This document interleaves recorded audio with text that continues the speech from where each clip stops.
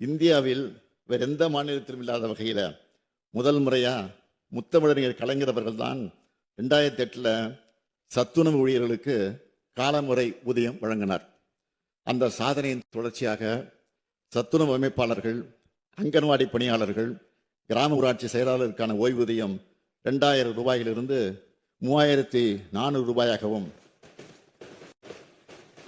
பணி நிறைவின் போது அவங்களுக்கு வழங்கப்படும் ஒட்டுமொத்த தொகை 1 லட்சம் ரூபாயிலிருந்து 2 லட்சம் ரூபாயாகவும் உயர்த்தி வழங்கப்படும்.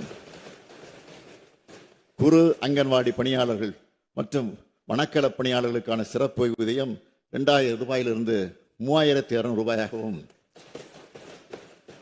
பணி நிறைவின் போது அவர்களுக்கு வழங்கப்படும் ஒட்டுமொத்த தொகை 1 லட்சம் ரூபாயிலிருந்து 2 லட்சம் ரூபாயாகவும் உயர்த்தி வழங்கப்படும்.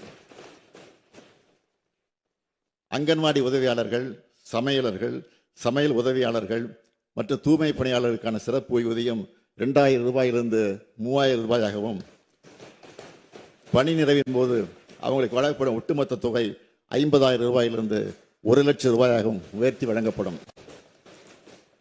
சிறப்பு ஓய்வூதியம் பெற்று வரும் சத்துணவு அமைப்பாளர்கள், அங்கன்வாடி பணியாளர்கள், கிராம ஊராட்சி செயலர்கள் இறந்துவிட்டால் அவங்களுடைய குடும்பத்துக்கு குடும்ப ஓய்வூதியமாக 1200 ரூபாயும், மேலும் சிறப்பு ஓய்வூதியம் பெற்று வரும் குறு அங்கன்வாடி பணியாளர்கள் மற்றும் வனக்கள பணியாளர்கள் உள்ளிட்ட இதர சிறப்பு காலமுறை உதவி பணியாளர்கள் இறந்துவிட்டால் அவங்களுடைய குடும்பத்துக்கு குடும்ப ஓய்வூதியமாக 1100 ரூபாயும் வழங்கப்படும்.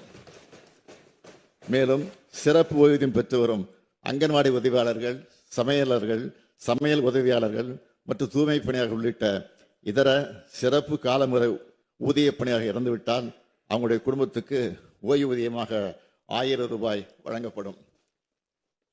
சிறப்பு ஓய்வூதியம் பெற்று வரும் மேற்கூறிய பணியாளர்கள் உயிரிழக்க நேரிட்டால் இறந்த பணியாளர்கள் இறுதிச் சடங்கு செலவினங்களுக்காக 20,000 ரூபாய் வழங்கப்படும்.